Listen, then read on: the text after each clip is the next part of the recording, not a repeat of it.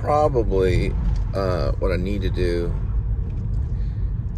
we're going to focus on Jed and Droopy in the mountain with the drone, and the circus bear will be led in by Miss Shroom to the base of the mountain to a cage, and then she'll release the bear and they'll chase the bear around with the drone and practice the drone. And that's one segment. So it'll be technical. I'll have to do some research on drones online.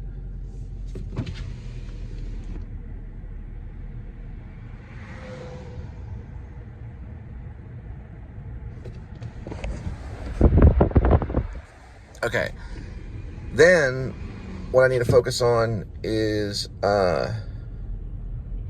Shepherd Dwight East and Buster inside the cabin, wheeled cabin. It's got cabin with wheels on it. It's a small little cabin that you can pull. They have some of them. They're hard to find, but you can get them. That means he can move the cabin around with the Interceptor. It's like a 75 square foot. It's really small, but it's got a little tiny shower. It's like a makeshift shower, little bar, like a little kitchenette bar right into where the captain bed's really small. So it's got enough to kind of sit in the center. It's nearly borderline van dwelling almost, but it's actually a cabin. He could put a little postal box or whatever out in the front if he got the coordinates for the mail, if he needed to. Now, we'll get some of that info in the description. He will continue to watch Netflix because he's streaming under the Archie Rector account. And he will watch Remo Williams. There's a moment where Remo talks to Chin, or whatever his name is, the trainer guy that was played by Joel Gray. And he talks about how old, you're old, right? And he says, well,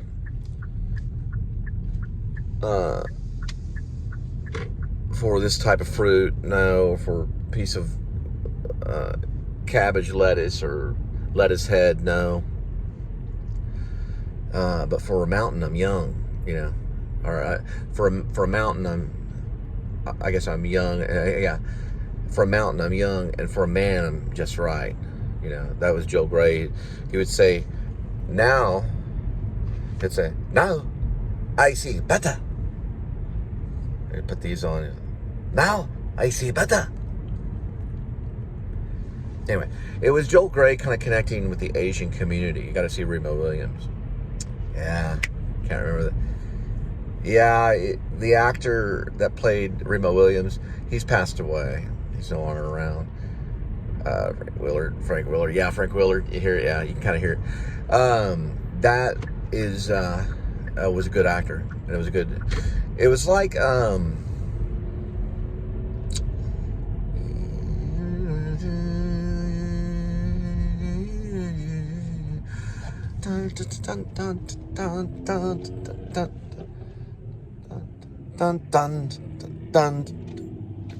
there it is. Yeah, soundtrack.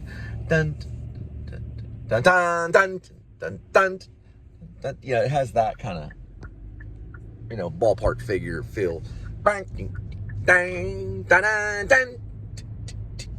it goes in the 1980s synthesizer. Sorry, I got all pit. But you know what I mean. Now, we're probably thinking, okay, is Brad Pitt gonna take Jed Wilson? I probably got to feed him a little bit in it, because Brad Pitt probably only eats when he's on film. No, I'm just joking. He might eat some McDonald's in it or something. Like there's a scene where he's just talking, and he just pulls out this like Big Mac, takes a bite, and just puts it down. It's like comes out of nowhere. It's like, because they have McDonald's in Fairbanks, I think. Fairbanks. There's areas of Fairbanks that looks like this, and you go over like 4 miles that way. It's nothing but like complete Siberia. Yeah. Fairbanks wasn't exactly where Alexander Supertramp McCandless was. He wasn't exactly. He was very, very close to Fairbanks, and he wasn't too far from Dealey. But where he was on the Stampede Trail. They're close to that. They're around that area, which isn't exactly Fairbanks. But the Stampede Trail goes pretty far. And he was there, and they know the exact coordinates. They know where the magic bus is. Some call it the magic bus. Some say bus 142 or whatever. But it was a bus that was left out there. Construction workers used it in the 1960s. In the 70s, the bus was hauled with one of those. It's like almost like a bulldozer. It was hauled away from the other trucks. There was 3 of them, or not trucks. I'm sorry, some buses. Sometimes I say the wrong word. Bus. There were 3 buses. There were city transit buses for Fairbanks, so they were under Fairbanks County or whatever you call it. They were Fairbanks property, and they were eventually pulled by a bulldozer. Honk if you love chicken. Yeah, go ahead and do that. Now, yeah, so there's a bulldozer that pulled that bus 142, or they say the magic bus. I think it was bus 142. But anyway, it pulled it to this area. There was a thing called the Susquehanna River or Creek. It was like a river. Then there was the Tech River. I call it the Tech River, but it's got another name. But it's like a Native American name. The Tech River was probably the wide one that got him trapped, or the Susquehanna. I'm not for sure which one trapped him. But there were rivers on almost all sides of him. So what happened was he crossed in the wintertime, and he stayed for a while because he had the potbelly stove inside that magic bus. And he survived off eating. They think he died just because he only ate meat, and it did something to him. He was eating squirrel and stuff because he had that little, I think it was like a long rifle, maybe a 22 or something of that nature, and he was using it to hunt squirrels and stuff. Supposedly he killed like a moose or something of that nature, like a caribou or a moose or something. It might have been a caribou. But he killed it, and it was he put it by a river and tried to save it, and he couldn't get all the meat for it. But anyway, they say that's one reason he died, is because of his diet. Another reason was he wasn't getting enough food. And we're talking about Alexander and or McCandless. His name was also McCandless. Last name is McCandless. Christopher, I think. It might be Christopher, yeah. And then he went off and left a note. Now, he took that note from a book, and that book was a Russian writer. Probably a little similar to some of my stuff, because the Russian writers didn't always have an ending, if I'm not mistaken. Sometimes those endings were added. And also sometimes they had curt sentences and were just to the point in some cases. Now, this writer was a writer of a book called Dr. Zhivago, which is one of the books that he had.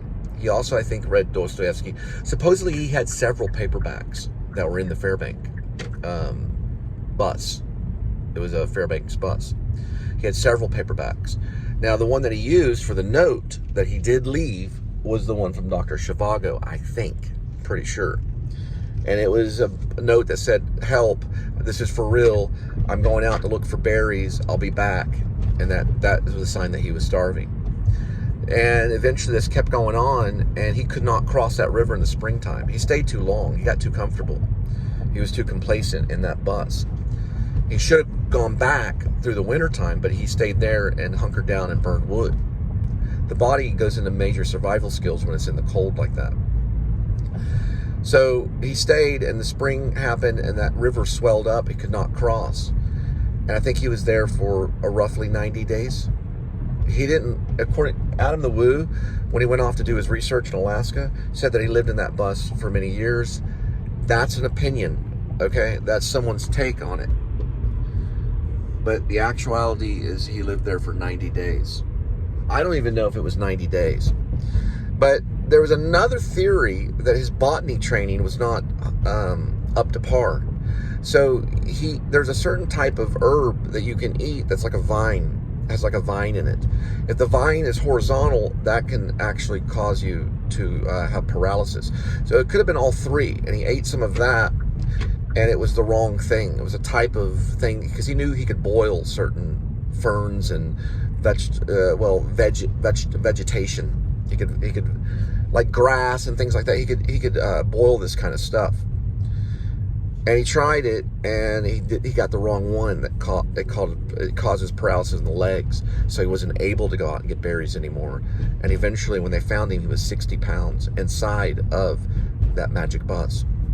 He was found by some other hikers that were out there. 2 people have died looking for him. One lady, I believe she was from Australia, maybe. I could be wrong. And the other lady, I think she was from somewhere in Europe. And one of the ladies' names I used to know. And they both died on a rope crossing the river. They were pulling themselves, and they pulled themselves under the river and drowned. Both of them died the exact same way, pretty much. The same river. They try to cross it with a rope. It's very, very dangerous out there. So don't go out there unless you have a guide. Teklenica River. Teklenica. Teklenica.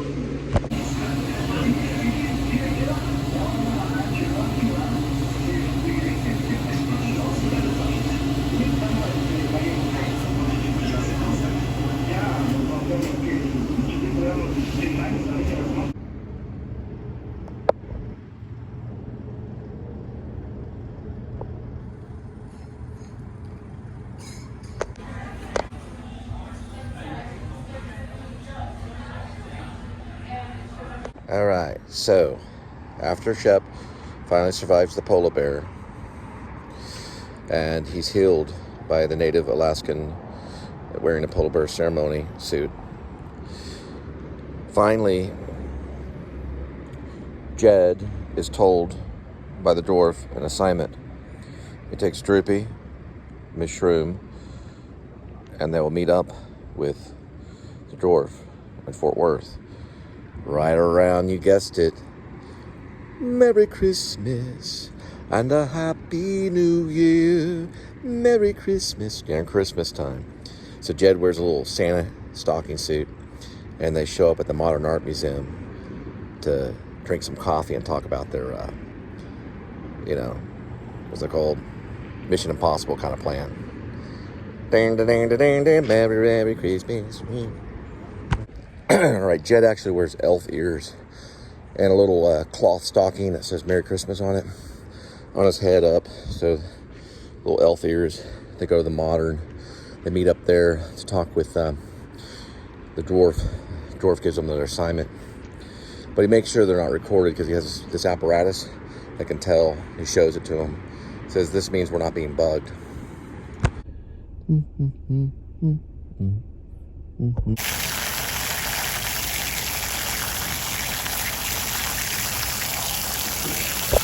All right, so Jed tells him, he says, look, I'm going to take his bow and arrow, and it's got a little heat thing on the end of it. It also glows, too, just for now. I'm really doing it won't glow. I'm going to shoot it way down that way. Also about Jed is sometimes he talks that way, sometimes he doesn't. When I shoot that arrow way down there, you launch that drone. We're going to fiddle around with it like playing Atari until we find it. Now, I'm also going to blow the whistle, and Bear's going to go look for it, too, because he's trained to do that. You better beat Bear.